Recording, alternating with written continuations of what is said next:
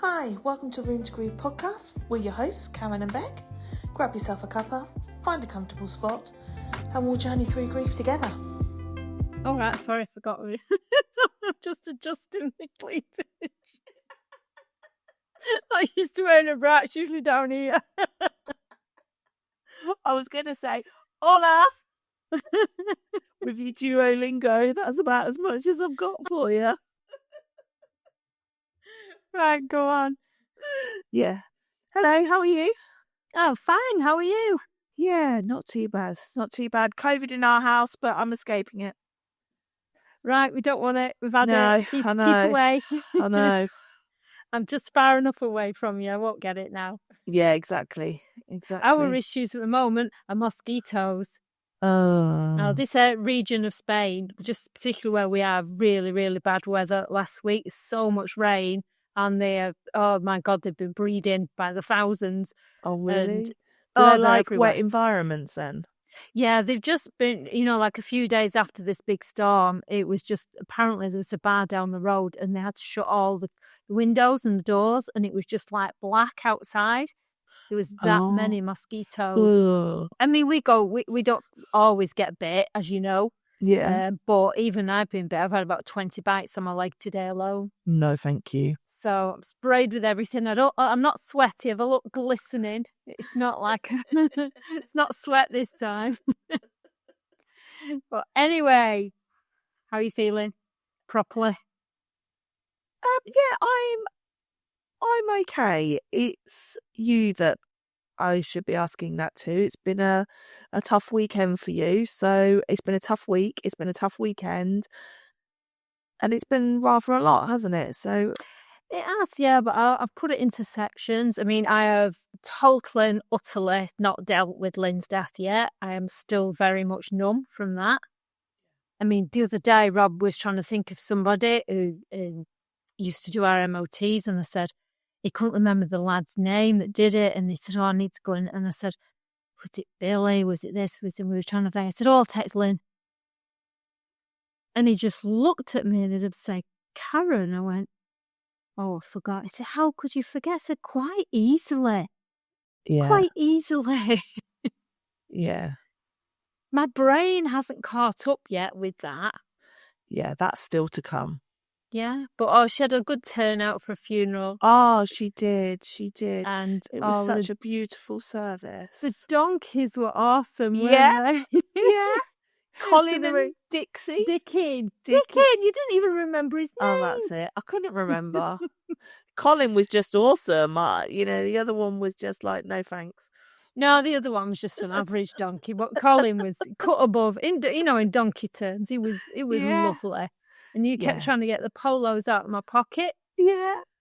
Yeah. Lynn would have loved that. Yes, Lynn would definitely. It made the day so much easier. It really did. Yes, it did. And it's that whole, I think we discussed it before with, we had the pictures on Bradley's coffin, which gave us a focal point and something a bit tactile and all the rest of it. And the donkeys were kind of the same at Lynn's. They were a focal point. They were tactile. You could touch them and stroke them. And, it was just a nice way to smile and talk about Lynn with uplifting the moment, wasn't it? It was nice. Yeah. I mean, we was stood in the car park when I was going, where the donkeys, weren't the donkeys there? Because we got there early. And I was absolutely freaking out. And then I wasn't bothered about anything else. I wasn't thinking about anything else. I was just again numb on the day. And as soon as somebody said the donkeys were here, it was like, oh, around the corner, whatever. And then I was fine then, and they led her in. And the pallbearers got I mean, I don't know how Rob did it. He was absolutely, he was so upset. He really was. He did it. Yeah. And he carried her in and the donkeys led her in and then they just went to the side and they went into Dancing Queen. So, which keeps playing constant. Every time I get in the car, I have Dancing Queen. It's brilliant. And then they were out at the back when we walked through. Yes. So, we said, can we, she went, yes, I'd take pictures of them. I thought, I'm taking a picture. It's, Yeah. you know, it's that's what Lynn would do. Lynn would be sat on them. Lynn would be going for a walk with them. You know, like we didn't go that far, but anyway, Yeah. it really, really helped. Yeah.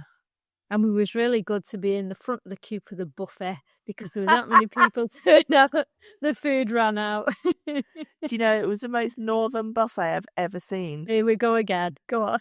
Pie and sandwiches. Like, I've never seen a pie on a buffet. You always have pie. Never seen a pie on a buffet. We're generous people. Us Northerners are generous and we like to A feed buffet our down folk. here, you only stick something on a buffet you can eat with your fingers. So you'd never get a pie on a buffet because you can't pick it up and eat it with your fingers. Right, well. But yeah, North, meat and potato great pie North-South and cheese and onion pie. It was like, yeah, loving life with a ham sandwich and a ham and mustard sandwich and a cheese and some butter. I was loving life. Pork pie. Yeah, I was loving life. Yeah, it was a good buffet. It was. Yeah. And then we had, shortly after that, I set off and at 4 a.m, I drove to Poole. And, well, we drove to Poole, I should say. And our first stop off was going to see Josie and Roxy. Yeah. Oh my God, that cat is so spoiled. She looks, she's the scruffiest cat in the world. She's always been scruffy. Yeah. She's no longer scruffy. Okay. Because she's not an outdoor cat anymore. She is settled to that so easy. Yeah. Wow. And she's glossy. She's clean. And she's lovely. And she's put weight on. Because I said so she hardly eats anything. She went, oh my God, she doesn't stop eating. She lets you know when she wants more. So yeah, Roxy has found her true home. Oh, that's lovely. Yeah.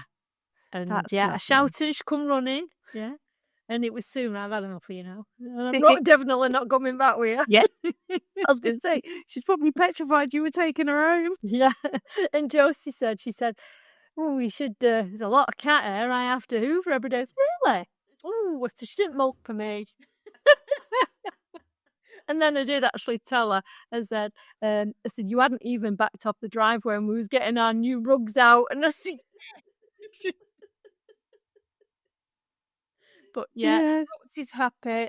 Oh. Wednesday, the boat was great. So I'm not a great traveller. I don't like boats, but we was on 2 nights on the boat. Yep. And wasn't travel sick, no seasickness. That's was good. Yeah, I enjoyed the boat. When you rang me, you were like, I can't even stand up. The boat's moving that much. And the size of that boat, I was like, can you imagine what that sea must be like? It was okay. You couldn't walk straight. You was it was like you was drunk. Yeah. And so you was a bit like that. But when you was laid down, it was just you just felt it a little bit. And okay, I think I had 4 seasick tablets, and that just knocked me out. And I'd not slept at all. I had something going through my head. It was actually what I did last week's podcast on. I thought I knew we wouldn't have time. I knew we would have no signal out when we got and just run out of time, didn't we? And I just thought, I need to talk about Emily. So that was going through my head the entire night. And I thought, right, I just need to do that. So as soon as I got chance, and we got on the boat, I did it and recorded it in a little cabin. It was like, I'm balanced on the bed. So you did brilliant. You did well, and you uploaded it yourself and everything. You did well. I was so impressed. I couldn't upload it there. It just wasn't doing anything. It was just that, that's fine. The doom thing in the middle where it's just going round and round. But did it in the end. You did. As soon as I got to land. I was so impressed. Because I forgot as well, you were with us the weekend before, weren't you? So you came to us on the Friday to the Sunday, went home on the Sunday. We came to you on the Tuesday. You left to go on the boat Wednesday night, Thursday morning. So recording a podcast just wasn't on the schedule. Just run out of time, week. Didn't we? Plus you working very, very full time at the moment. So. We got to the cemetery, Sad Hill Cemetery, and first of all I thought, oh my God, I'm going to cry here. And then it was like the road up to it. there is a car park there, but the road up to it is really rough terrain. Oh, okay. And, imagine we had a top box and bikes on and Yeah. stuff like that. And thinking, oh my God, is the car going to make it? And so that sort of, you was that anxious going up to, it took my mind off it a little bit as to where we was actually going. And then we got there and there was all these people. I thought, oh my God, I thought there'd be just us here. And I looked at it, I said, I didn't think it'd be this busy, Robbie. He went, can't believe it. And I thought, right, okay. And then we got to this big circle bit where the three main characters of The Good, the Bad and the Ugly, the three stood, and there's a big shootout. And there was this guy there filming like a home movie with his friend, and they were laughing that much. And he's going, right, I need some water on my face because I'd be sweating now. And he's spraying himself and he's putting his neckerchief on and he's going, right, film me now, well, let's pace it out. And I'm like, and they were laughing that much. I couldn't be sad. Yeah. First of all, just for a split second, I thought, how dare they? How dare they be laughing when I'm here to remember my girl? And just for that split second, I thought that. And then I thought, do you know what? They love this film and they're here for a reason, the same as I'm here for a reason. And I just smiled at them and I thought, any other time I'd be saying, do you know why I'm here? I'm putting a downer on the day. And I didn't. I was really, really well behaved. I didn't tell anybody. Blimey. But then I got on my hands and knees and I did endless thing. And then the pen was running out and I'm thinking, oh my God, no. I've got to do Brad's yet. And I've got to do Ben's. So then I went and I did Brad's and then I did Ben's and then I was trying to write extra. So I was going, right, I'll go back and write a little bit extra on Bradley's. There was 0 ink left. I'm spitting on it and everything, shaking the pen. Because the wood was it was like a sponge. Yeah. It was so dry. It was just soaking in. But I did it. I got the 3 done. You did. I was really chuffed with myself. Yeah. And it was okay. The day was easy. It was okay. Good. The only thing that, it was such a special place, irrespective of Emily loving that film so much. And it's not a proper cemetery. It is just a film set at the end of the day with like 5,000 graves. But it had a special feeling with it. Yeah. You'd have to be there to feel it. And I think it's because you was in a valley. It was beautiful. The views were stunning, yeah. Oh, it was so gorgeous. Yeah. So, yeah. And then that's the other thing on the journey, just before I move on to something else. We went on this road. I can't remember what road it was. Absolutely stunning. Rob had picked it out. He said, we're going to take our time. We're going to spend a couple of days getting to the villa. Obviously, we didn't, but we went along this road and it was stunning. And there was this building, which was like semi-derelict. And even Rob said, that'd make a good grief retreat. And I'm like, oh my God. Well, he's coming up with the idea, Yeah. And I went, yeah, it's absolutely gorgeous here, isn't it? And we went just round this other thing. There was a lake. Stunning. Well, you saw beautiful. The pictures. Yeah. Absolutely stunning. Round this other bend. And there was this great big massive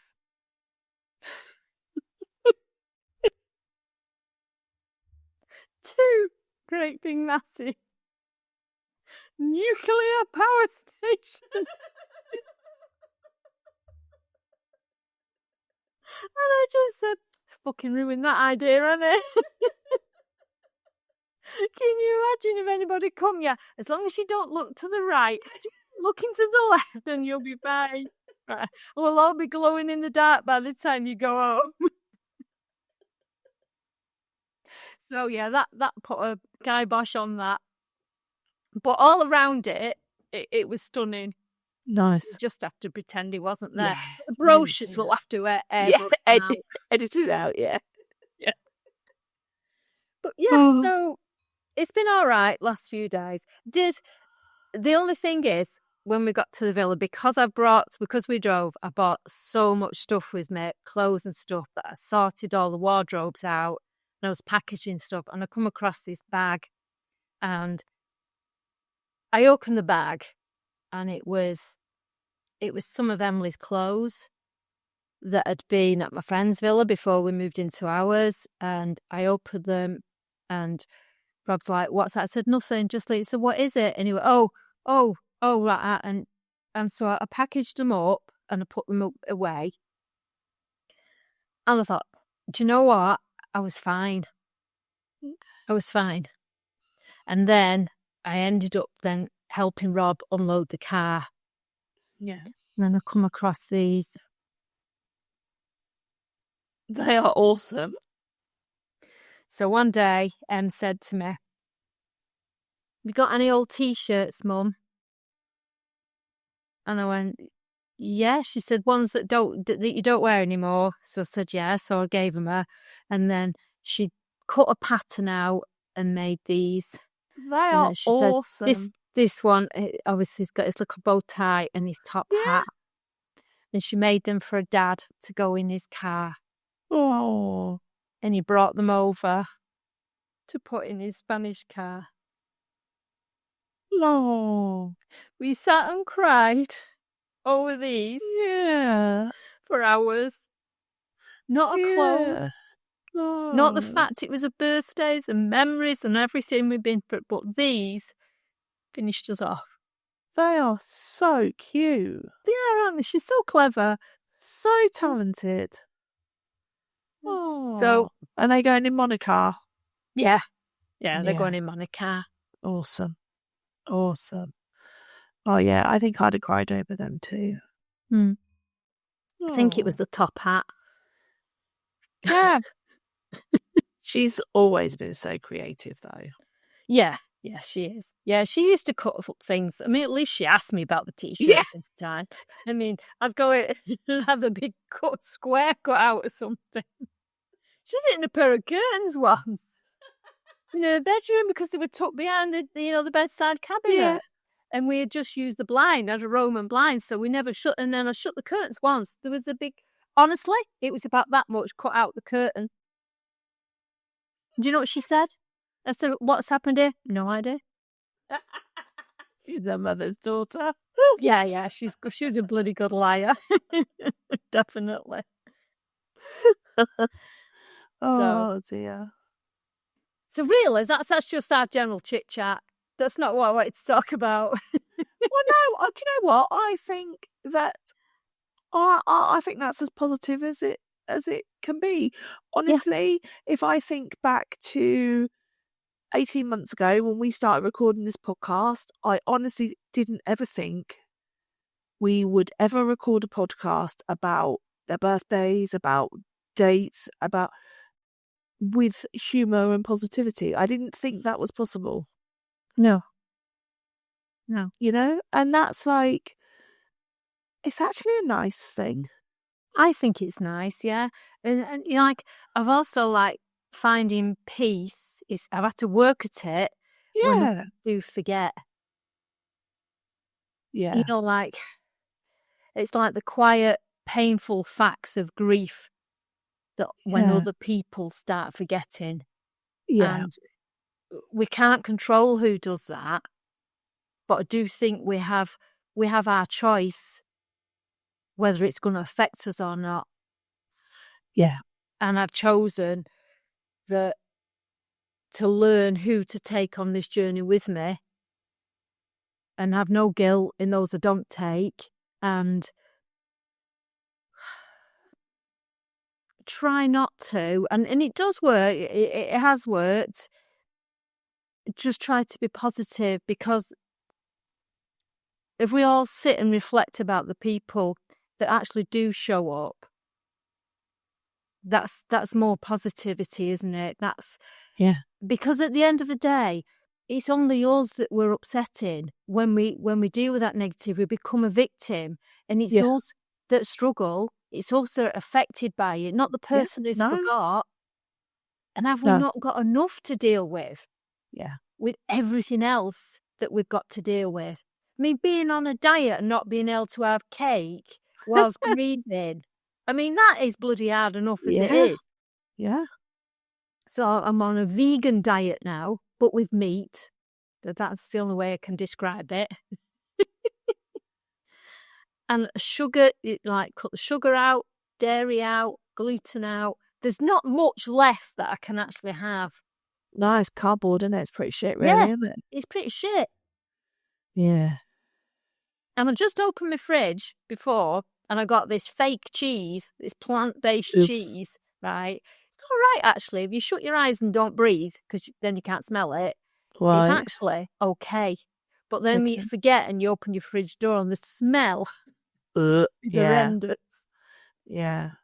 Anyway, I digress. Really? This isn't a bit low, is it? I'm a bit cleavage here today. Just keep getting a glance. Keep pushing them up. Anyway, let's go back to the people that show up for us. And I think, like you say, it's a choice. And I choose to celebrate those people because I choose to feel grateful and lucky that I have those people in my life. Because, I could choose to sit and feel lonely and to embrace the sadness. And as much as that is a choice for moments, it's not a choice to live in that sadness. No. And therefore, I'm grateful that I have people in my life that allow me to still live my life. Yeah. And to still see positive and to still see joy.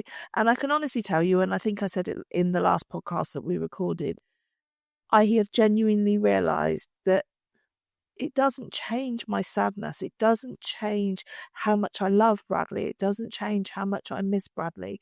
It doesn't change anything other than I get to still feel all of those things just the same. But alongside that, I get to experience joy. Yeah. And I just take the two along together rather than just, it's not about choosing one or the other. And choosing the joy doesn't mean letting go of the grief, because that's not going anywhere.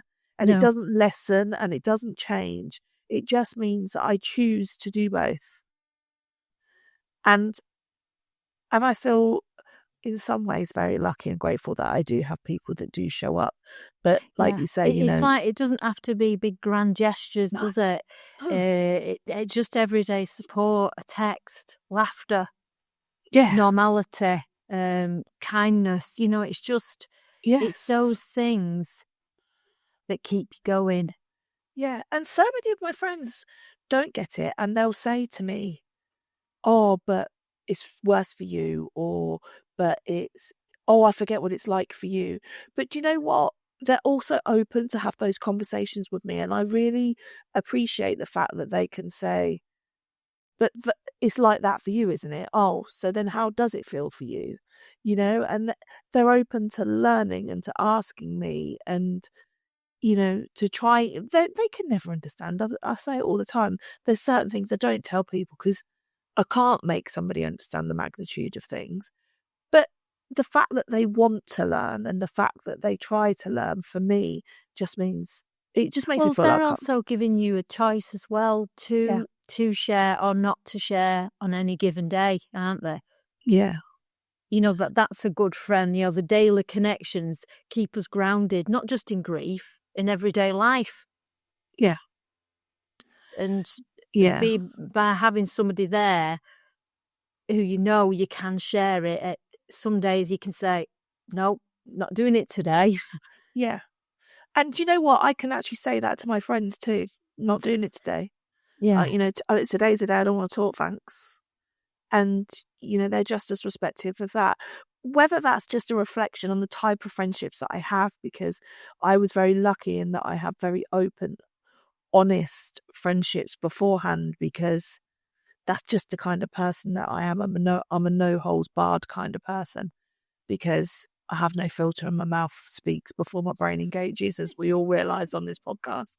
So, the people in my life are already very used to the fact that I just say it as it is, and maybe that's helped. I don't know. But, there's some people, like you say, where we make choices and friendships change. And Yeah, but we all have friends that just only text on the birthdays and anniversaries. They might have seen a reminder or something like that, and it's easy to be disappointed in that. It really is, but it's... See, I don't feel that. I feel like grateful that they've shown up on the days that mattered. Yeah, but, like in the early days in particular, everybody remembers, everybody knows about it. But as time goes on, people drop off. I mean, you can't expect... I mean, I made a choice not to put stuff on my personal Facebook anymore and just use the Room to Grieve Facebook page, which we're going to be doing more of that anyway, aren't we? We'll talk about that. Yes. But I think mostly because I was disappointed because it had to be a post that brought the reminder up. Yeah. And then you get the same old, and I thought, I can't expect everybody to remember. Just because I never ever forget, it's not right to expect everybody to remember everything. And it means, like, I've got a good friend, Jodie. She lost Liam, Emily's friend, about a year before Emily. We was on the same path. We knew it was inevitable, but we still supported each other through that. And I can honestly tell you, hand on heart, I don't remember Liam's dates. I don't remember the exact date that he died. I can feel it when it's coming up. And if her reminder didn't come up, I would probably miss his dates. Yeah. But that doesn't mean to say, which helps me, because it just proves that it doesn't mean to say you don't know how heartbreaking her situation is, a whole family situation is. You don't, do you? And no, I get that. It doesn't mean I don't think about her, and I've got to think that about the same for me. It's just doesn't mean people are not thinking and they've forgot, or they do forget Emily ever existed. And I'm the world's worst at dates, so I can't. Yeah, it's just that shift from, like you say, in the beginning, everybody talking about it, to then those conversations dropping from other people, but we still talked about it all the time. And it's that other shift now in that we're not talking about it so much either. So then other people are talking about it even less. But then that feels really heavy in those heavy moments. And it's just having that choice again and just being realistic, isn't it? Yeah, it is. I mean, I feel, I hope friends are not watching then, but I feel more of a connection to people on here than a lot of my friends. Yeah. But that's and because the messages I got on Emily's birthday, I genuinely loved getting those messages. Yeah. They felt, every single one of them felt something. That's what I was just about to say. You could feel it in every single one. Yeah. That means more to somebody who twice a year saying, thinking about you. Yes. Yeah. So I'm sort of contradicting myself, but I'm just saying that I'm finding it easier to deal with the once a year text now. I'm not judging those people anymore. Yeah. Maybe that's because I've got this whole other group. Maybe, yeah. And that what you were seeking for in them, you don't need from them because you find it elsewhere, and they can go back to being your friendship group. Like they say, you have friends for different seasons and different reasons, right? And is it 7 years that you have your average friendship lasts? I think so. That's what they say, don't they? Yeah. If a friendship lasts longer than 7 years, it's for life. Right. That's what they say. Yeah, and they're for different seasons and different reasons. Bloody hell, Lynn served a life sentence with me, didn't she? She did. She didn't get lucky, did she? She drew the short straw. Yeah. Yeah. So I accept people forget dates. Mm-hmm. Love doesn't live on a calendar, does it? It's in your heart. That's a bit poetic for you. I know. And that's Where not off ChatGPT. I was going to say, who gave you that sentence? Got another one in a minute. That You knew what was coming, didn't you? Yeah, yeah. Got another one in a minute. Go on then. No, you're going to make me laugh now. I'm going to wait. I'm going to surprise you in a minute. We'll see. But no, you're right though. It doesn't live on a calendar. No. I won't say that to my brother, though, because he was warned, because he did actually forget Emily's anniversary of when she died. And he was warned this time that if he forgot a birthday, I would no longer have a brother.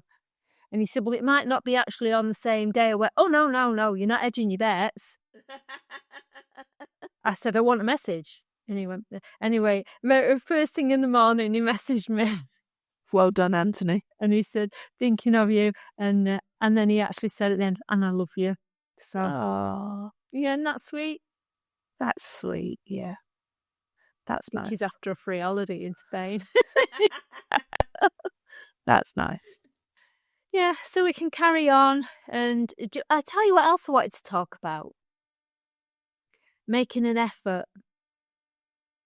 In general? I know you've been making an effort with friends. When we spoke about that a few weeks ago, didn't we? Yeah. And an effort that you'd made. And you Yeah. said how exhausting it was. Mm-hmm. I'm going to try and make an effort of other things as well. Like what?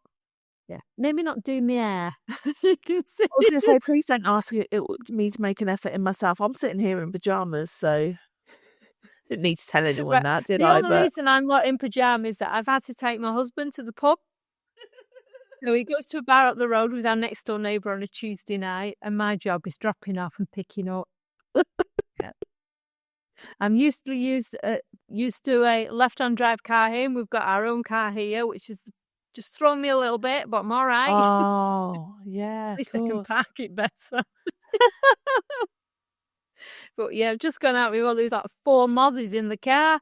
Oh, nice. Yeah, so that's I'm a taxi driver on a Tuesday night. Yeah, that's all right though. Yeah, but yeah, no, that's why I've not got my pyjamas on. But yeah, I'm going to try and make an effort. I'm going to try, because it's hard making an effort. And I think it's even harder when you're grieving. It's so easy to think, I've got an excuse. Yeah. I'm not saying let myself go. I'm just saying I've got an excuse not to make so much of an effort. I've never been one for making an effort. I never was before. I'm talking to the wrong person here, aren't I? Yeah. You're a bit of a waste of time this week, you, to be honest. Yeah. I think if you went in my makeup bag, I've still got the makeup in there that I wore on my wedding day, and I got married 24 years ago. It's not just about makeup, though, is it? No, but just in general, I'm just thinking, like the other day you got some new clothes. Yeah, no, I did. So that's making an effort. And I've just had a shower now and put my pyjamas on. I was just done all my face creams. That for me, that's my making an effort. My mum texted me last night, right, when I'm in bed, she forgets there's an hour's difference, and said she must have been watching the podcast when my skin was looking better and we was talking about my skin. Was looking good, yeah. Yeah. I like the was. So your lighting's not so good in Spain. No, it's not. Anyway, she texted me and she said, I want some of that Spanish cream. Right? So I just ignored her, and then she carried on. She went, isn't Bec's skin beautiful? I love Bec's skin. Carried on, something else about you, how marvellous you are.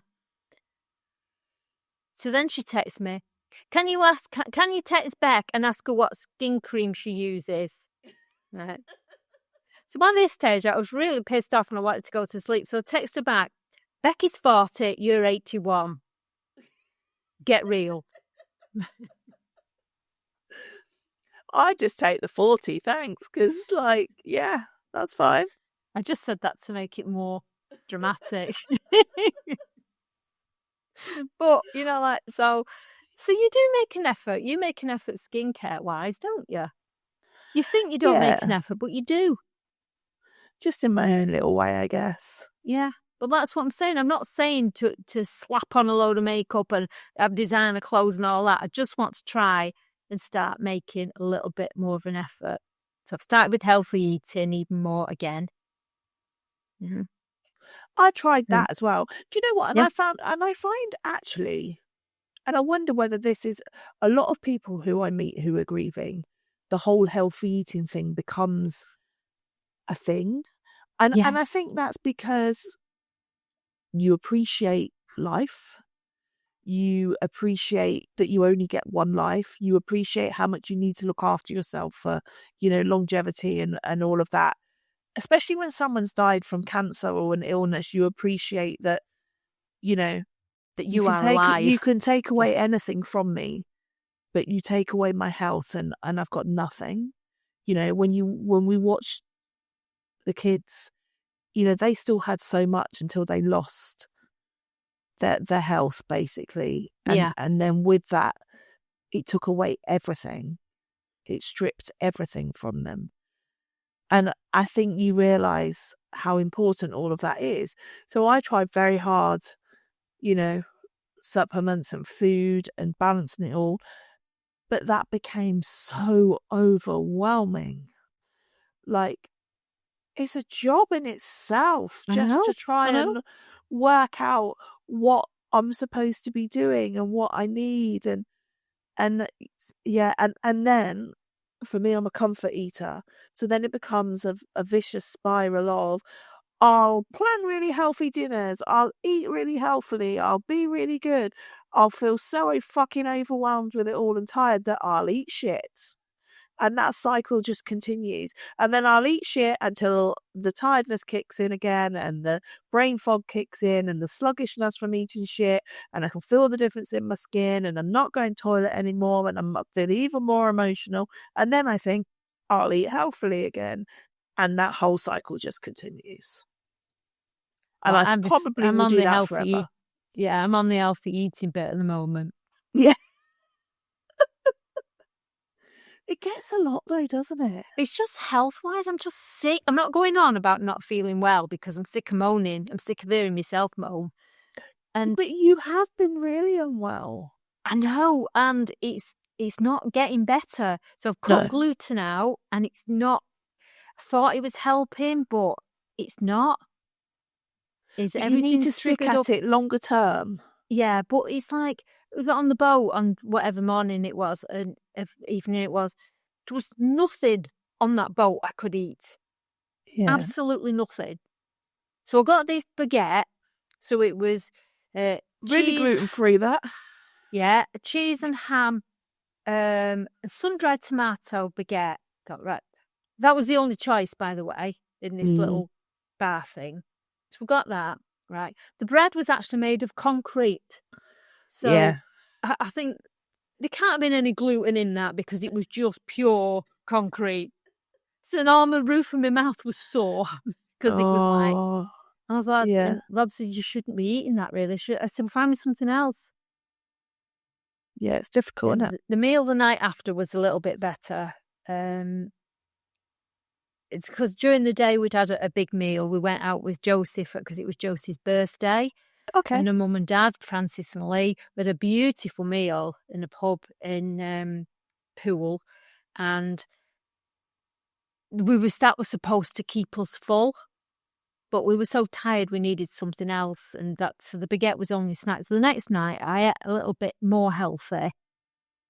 But then I went in the shop, the duty-free shop. And the Toblerones and the Snickers fell off the shelf. Did they? Like, yeah. Sad when that happens. So just stuff there. Oh, and the family bag of M&Ms. We just had them one after the one, not even one, 10 at a time, throwing them in. Did you make yourself your own chocolate bowl? No, that was lethal. That we're never having a chocolate bowl again. That was no. But I bought dates and I'm going to make a sticky toffee sponge. Nice. With your Just the gluten-free sponge butter. with gluten-free flour. Yeah, Did you put butter in it? I did, but I put 25 grams of butter in it, I think, and it served 10 people. So in my mind, I didn't give you a lot of dairy. So I'm going to have to get fake butter and all, aren't I? Yeah, I didn't have fake butter. I put proper real butter in it. It's It was probably waste of bloody grass-fed. good.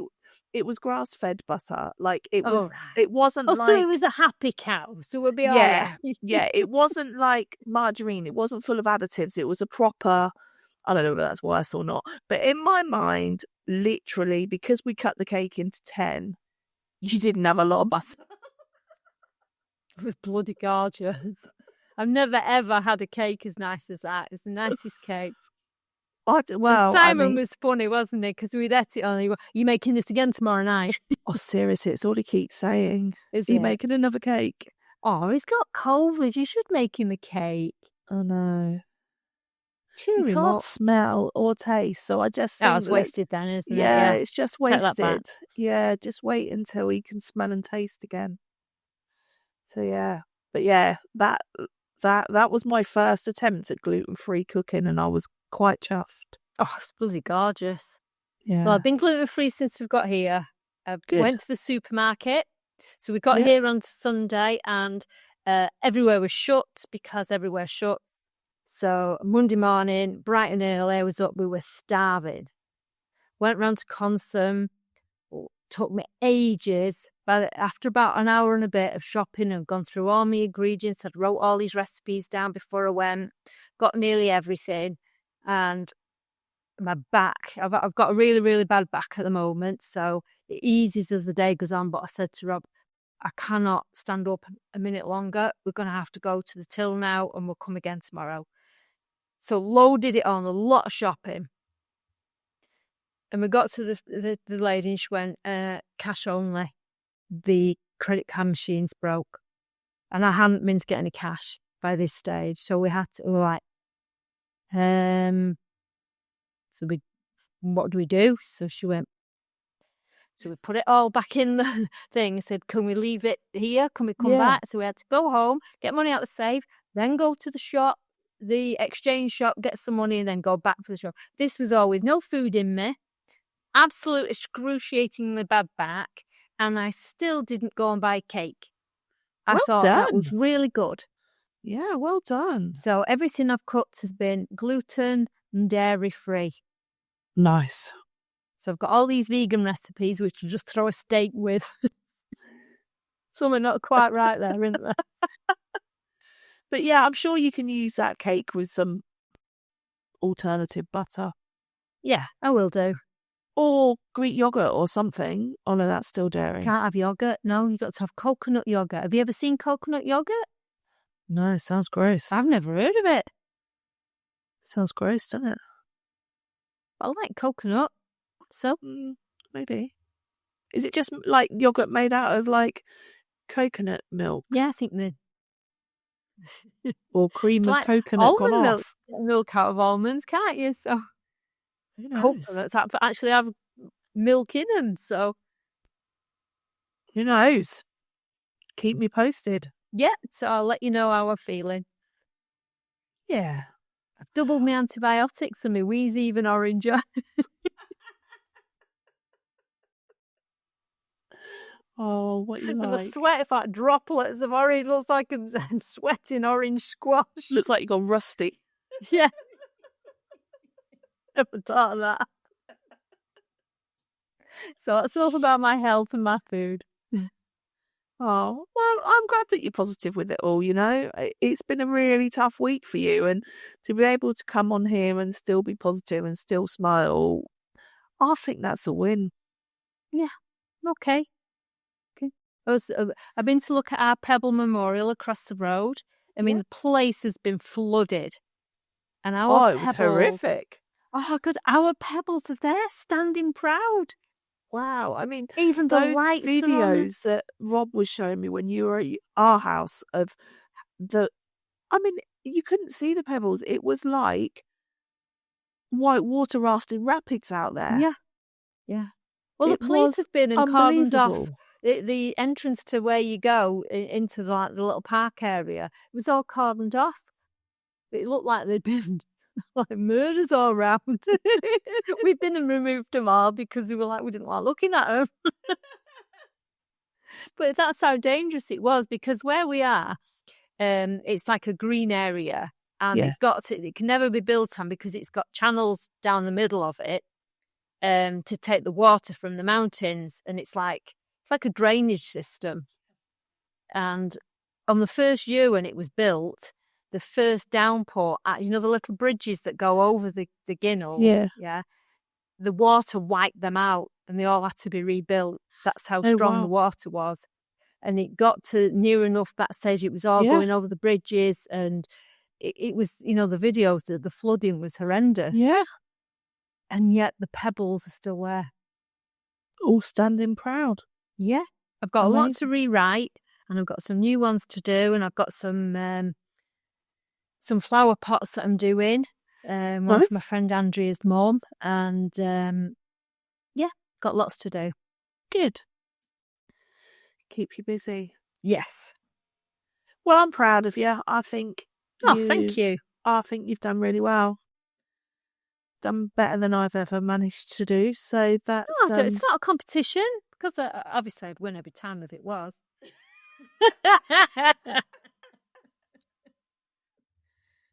But no, I think it's been a really tough time for you.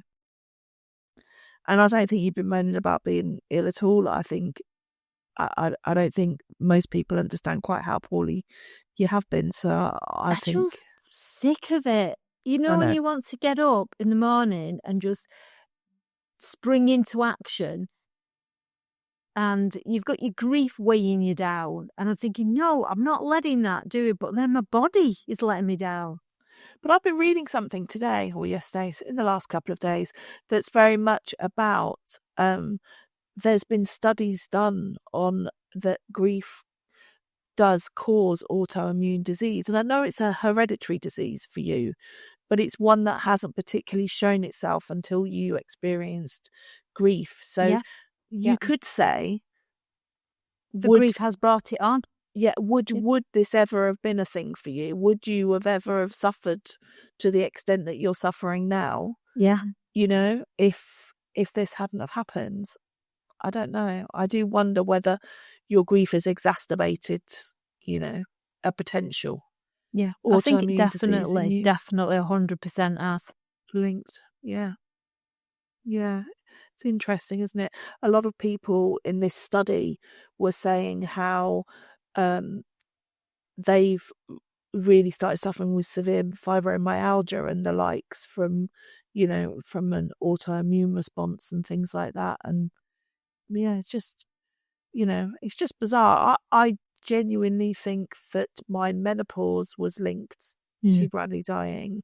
The word menopause hadn't even entered my vocabulary before Bradley died, yet all of a sudden I found myself thinking, fuck, here's a world of perimenopausal women too. Whether it's just that the symptoms are so similar to grief that actually I don't know where one starts and one ends, and maybe it isn't one, or maybe it's just a grief. I don't know. But I feel like my grief definitely played a part in that. Mm-hmm. And I think that's what a lot of people just don't get. It's how much it impacts so much other stuff. Yeah. Yeah. Forever. And that continues to happen. Yeah. Continues to happen. And as much as you've been saying that, which is wonderful that you've had a positive week, I do know that you've been struggling, and I do know that your daughter rewarded you with a very nice dream that was very nice. So that was nice. Yeah, it was. Actually, and I feel like that was well deserved. It was lovely. And I feel like, well played, Emily. I did say that to her. I was like, well played, girl. Yeah. Isn't it funny that I never realised, I never thought, I never saw it how you saw it. I know our interpretation of it was very different, wasn't it? Which was, both positive and lovely either way, but... Yeah. Yeah. But yeah, I was just happy that I got a hug, but you said, and because Elenia, her best friend, was in the dream, and you said, oh, wasn't it nice that she'd gone out for a night out with a best friend? Yeah, for a And birthday. I'm like, on a birthday, and I'm like, oh Yeah. my God, yeah. Never thought of that. Yeah. Yeah. I just think Emily's proud of you too, and that's her way of telling you. So, because it's tough. Yeah. But we just keep showing up, and grief keeps, I don't know, it just keeps blowing me away, you know, It keeps every changing, day. doesn't it, really? Yeah. We've said that. You think you get to grips with it, you think you understand it, and then it takes on a whole new form. And I've come to learn, and I think I said it last week, how I feel right now and the mood that I'm in and my stance on it all. I know it's not here to stay. So I'm embracing this period of it, and when it changes, we'll see what happens. Yeah. We'll just embrace the next period. Yeah. And we've got to be the keeper of our kids' legacies. And not a victim of other people's forgetfulness. Is that right? Yes, it is right. It is right. No, it is right. It's 100% right. And it is the whole reason why I do 90% of the choices that I make in my day. Yeah. You know, and it's not just for Bradley as well. It's for my other kids too. Of course it is. It's for the whole family. You keep your whole family together. Yeah, and that's just really there's important. some challenges there. At least I've only got one. You have some challenges. I do think he's worth more than one, though, because his awkwardness. Yeah. You call him a 1.5. Oh, dear. Can you imagine when Niall gets older into a full-blown adult, he's going to be Simon 2.0. Oh, well, without a doubt, yeah. Oh, pity his wife, honestly. Yeah. It's hard work, innit? Yeah. When you left ours last weekend, Karen's husband Rob was like, Karen, are you pleased I'm easy? Yeah.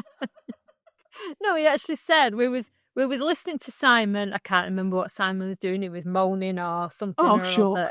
Yeah. And Rob said to me, he said, I'm easy, aren't I? And I said, are you comparing yourself against Simon? He went, yeah. I'm easy, aren't I? I went, yeah, you are. Yeah. Niall is 100% going to be a Simon, sadly. Yeah, it's definitely in training. Yeah. Oh, bless him, but we love him dearly. So is that it for this week? We're back to normal. We've sorted some guests out. We might have one more normal one with us, and then we've got some guests coming. And Yeah, we need to get back into the swing of things, don't we? Say goodbye to my little friends. Oh, they are just the cutest. You have to send us a picture of them in the car. I can't do that because the car's at the airport.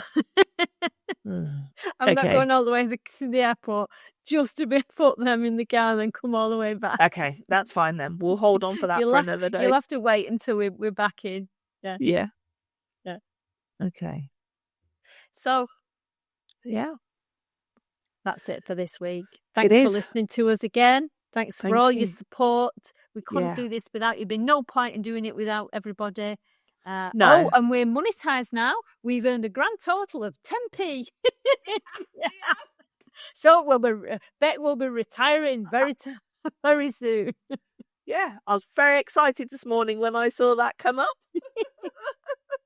The fact that it costs you for your editing stuff, your hosting stuff, everything. That's irrelevant. Yeah.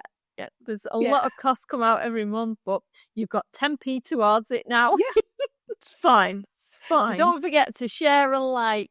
We really appreciate it, and maybe Bec will get 20p next month.